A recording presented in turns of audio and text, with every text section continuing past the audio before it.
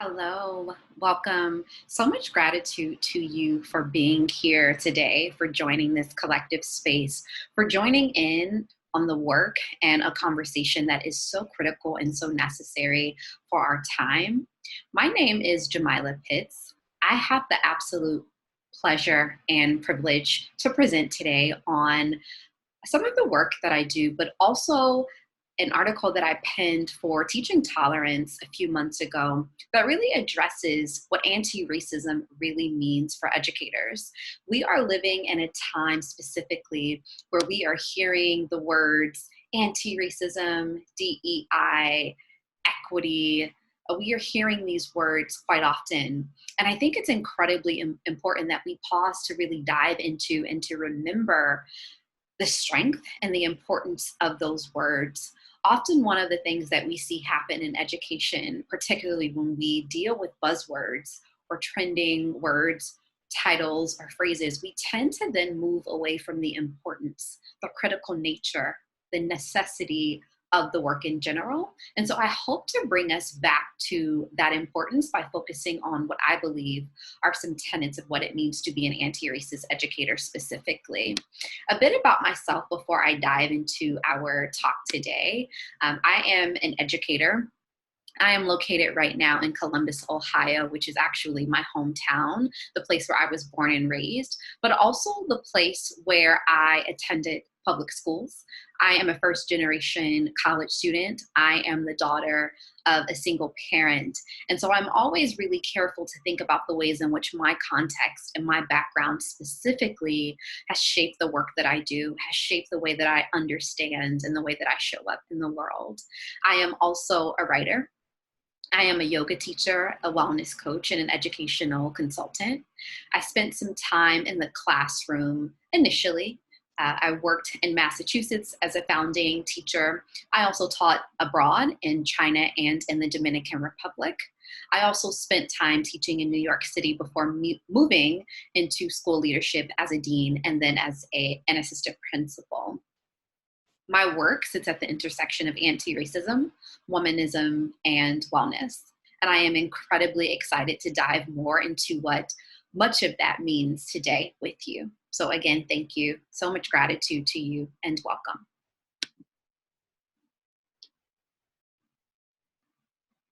I'd like to begin with a quote from the text that I penned earlier this year.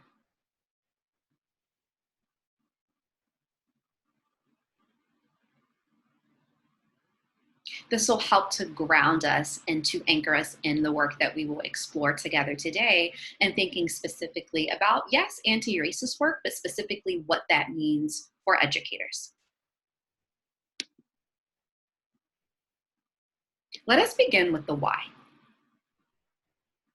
I think that if we move away from focusing on the importance of the why we do this work, why now, then we move away from why it is important to continuously engage so deeply, so profoundly, and so critically in anti-racist work as practitioners.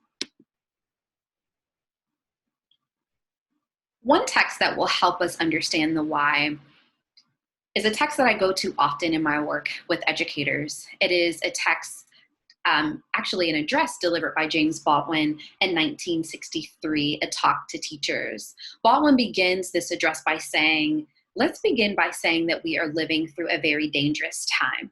He goes on to say, to any citizen of this country who figures himself as responsible, and particularly those of you who deal with the minds and hearts of young people, must be prepared to go for broke.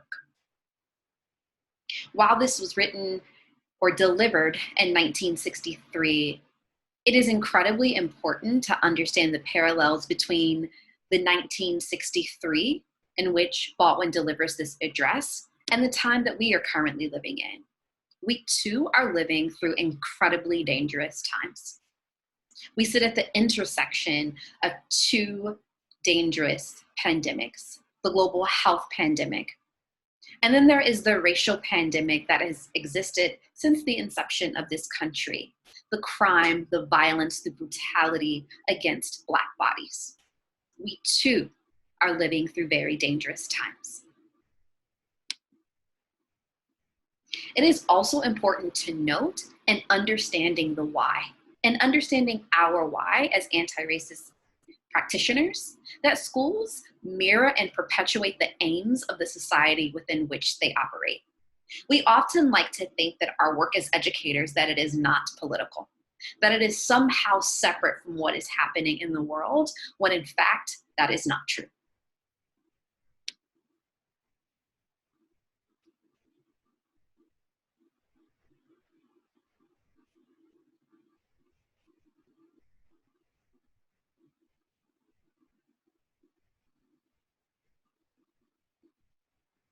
We have to understand the role that schools historically have played in our society. We have to understand where we started with schools in this society. They were designed to promote the political ideals, philosophies, and mindsets of the time. They were exclusionary.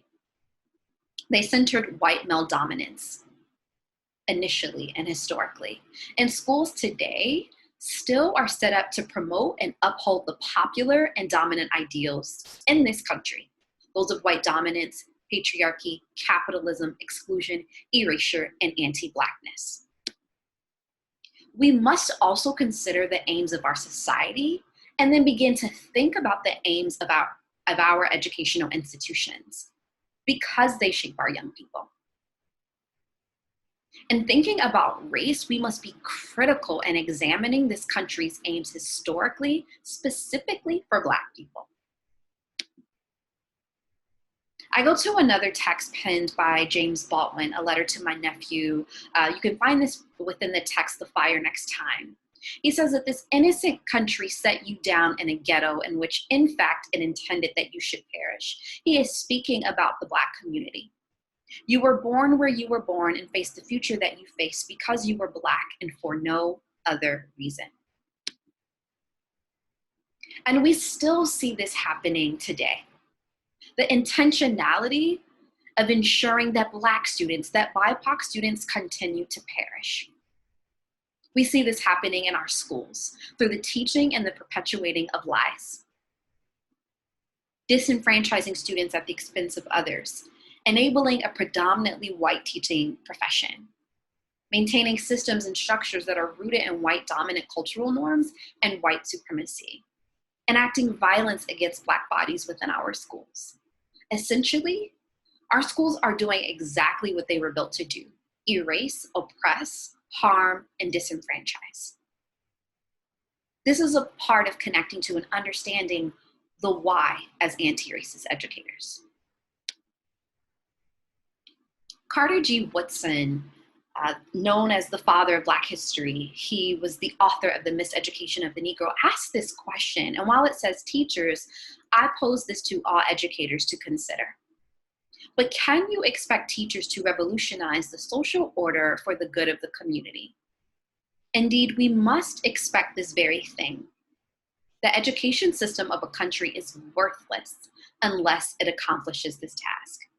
So a part of our work as anti-racist practitioners is we have to begin to think differently about our role and about our work. 2, a part of what it means to be an anti-racist educator, we have to understand what racism is, how it exists, how it is perpetuated in schools, if we are able to disrupt, to dismantle effectively. We cannot undo something that we do not understand. So what does racism look like in schools? And this list is not exhaustive, but I think it is important for us to think about all aspects of schooling, not just curriculum, not just approaches to discipline. We have to think about each and every aspect of schooling: infrastructure, hiring and retention, the demographics of students versus staff, who we are allowing to lead and govern our schools, and how we allow them to get there, how we fundraise in schools, how resources are allocated, absolutely curriculum. I often say when I work with teachers that curriculum is a weapon, it is a tool. Certainly we think about approaches to school discipline, professional development, who is allowed to lead our professional development. We have to think about special education, the approaches that we are taking, the role that it plays. We have to think about school climate and culture. We certainly have to examine, re-examine, go back to our school mission and vision statements. We have to think about how we are defining academic success. We have to think about the language that we embed, that we use in schools, that we expect our students to use within schools. Again, we have to think about all aspects. I often like to use this image wrapped up in our idea of the wonderful things about school. Academic success, preparing our students to go forth in the world. But within that, we have to think about what our schools are comprised of, particularly in thinking about it through an anti-racist lens. We have to think about the dangerous notions of how we are defining academic success, curriculum violence, white violence, the policing that exists in schools, school funding and resource allocation, white dominance in Black and brown spaces. We have to think about the erasure, the exploitation, the trauma, the lack of teachers and leaders of color, despite the research that talks about how all students benefit from having teachers and leaders of color. We have to begin to break apart and think differently about what schools ought to look like. And we have to be honest about what is comprising our schools. And often when I am sharing this work and I begin to go through all of the aspects of schooling, and certainly I did not name every single aspect there, often I hear from educators that this is overwhelming, this is a lot. And indeed it is a lot. But we then also have to think about how do we then build anti-racist educational spaces. This too is a part of our work as anti-racist practitioners. We unpack, we unfold the problem, and then we also think about what it means to build. We must pursue anti-racist education and anti-racist practices in schools through a holistic lens and through an intersectional lens. And I'll say a little bit more about that. I think that intersectionality is an incredibly important tool and lens to think about what it means to pursue anti-racism within our educational institutions. Intersectionality is a term coined by critical race theory scholar Kimberly Williams Crenshaw, and it refers to the aspect of an individual's identity that may cause them to experience multiple forms of oppression simultaneously. So often I like to use myself as an example as a Black woman who grew up in a poor community. So when I think about my experience, when I think about the forms of oppression that I experience, I have to consider that I experience racism, that I also experience sexism, and that at points in my life, I also experienced classism. And understanding intersectionality helps us understand and look for all forms of oppression that exist, all structures and systems of oppression that exist within our schools and our educational institution. I often say it is really difficult to talk about one ism like racism and not talk about all of the other isms and phobias that exist.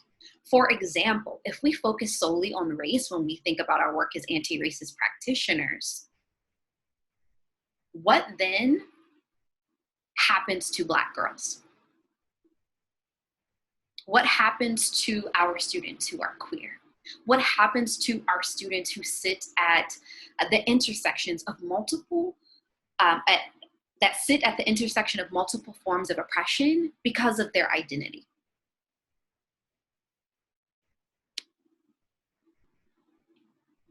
Therefore, we must grapple with what it truly means to be anti-racist. Over this summer, after the deaths of George Floyd and Breonna Taylor, we saw this raising of consciousness across our nation, which absolutely is important and is due.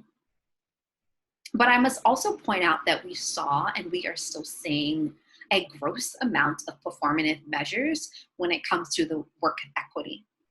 when it comes to anti-racist work. This simply is not the time for that. I'd like to begin to walk us through some of the tenets of what it means to be an anti-racist educator. Anti-racist educators believe in love. And I start here by saying this because often in my work with educators, I often hear educators talk about how they love their students. But we must really begin to actualize what this truly means, particularly for our Black students, particularly for our students that are forced, that are relegated to the margins of our society. I call upon this quote by Dr. Cornel West, where he says that justice is what love looks like in public. And so how do we expand our notion of what it means to love, to think about this in ways that are critical for our students?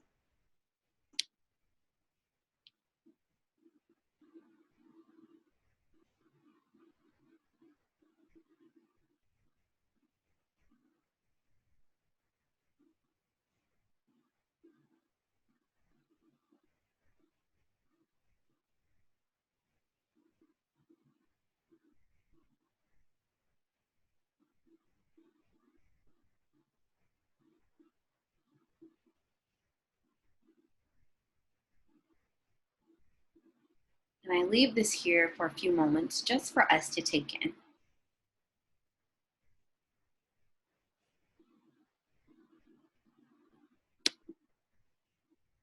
Anti-racist educators, we study. We are committed to deepening our critical consciousness. There has to be an understanding that we are lifelong learners, certainly as educators, but certainly as anti-racist practitioners. We never fully arrive. We never fully know or understand everything that there is to know with regard to this work. I had a professor in college who would often share this quote by visual artist Carrie Mae Weems when she wanted us to expand our minds and to think differently about the world in which we lived. She would often say to us, there are other models by which to live. And I submit to those of us who are listening and who are watching, as we think about our practice as educators, we too have to think about in our study and in developing and expanding our critical consciousness, we have to begin to adopt other models by which to live.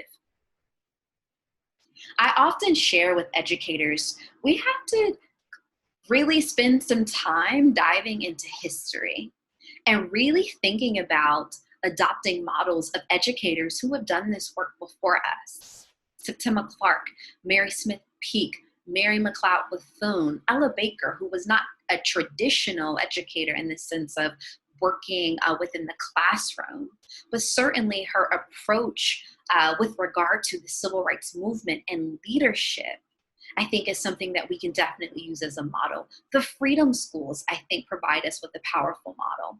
And in Cultivating Genius, Dr. Gholdy Muhammad positions for us and lays out for us the model that were the early literary societies of the 1800s. And so if you are not sure where to begin, these institutions, these educator activists are one place to begin in helping us think about how do we study more? How do we dive more into expanding our own critical consciousness as educators? 2, we can study the works of writers and activists such as Audre Lorde, James Baldwin, Bell Hooks, Lisa Delpit, Gloria Ladson-Billings, Dr. Bettina Love, Dr. Gholdy Muhammad, and this list certainly is not exhaustive. As anti-racist educators, we have to move away from checklists and embrace a holistic approach.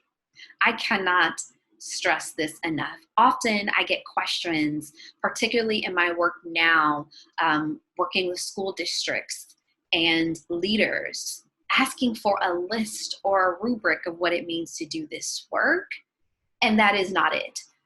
We have to think about this holistically. We have to think about all aspects of schooling. We have to think about what it means to begin with ourselves as an anti-racist practitioner, confronting our own beliefs, biases, philosophies, our mindsets. We have to be trauma informed. We have to, again, think about intersectionality. We have to think about wellness and joy and center that, particularly for our students who belong to marginalized communities. We have to account for internalized depression for teachers and leaders of color. And then we have to think about all of the aspects of schooling, as I shared before.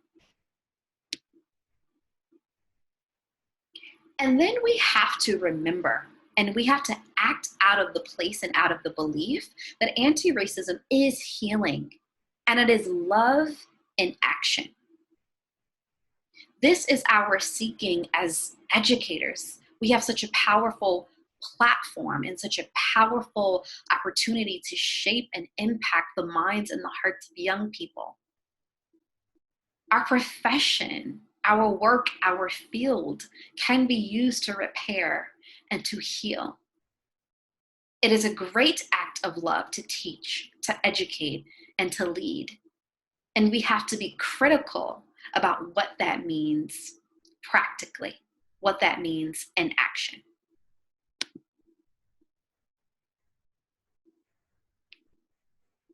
And I'll leave us with one of my final quotes from the text, What It Really Means to Be an Anti-Racist Educator. The ways that we as educators must care for ourselves and create educational spaces that center healing our students' bodies is crucial. We must create educational spaces that tend to the harm and violence that has been enacted against BIPOC bodies and minds, specifically those of our children.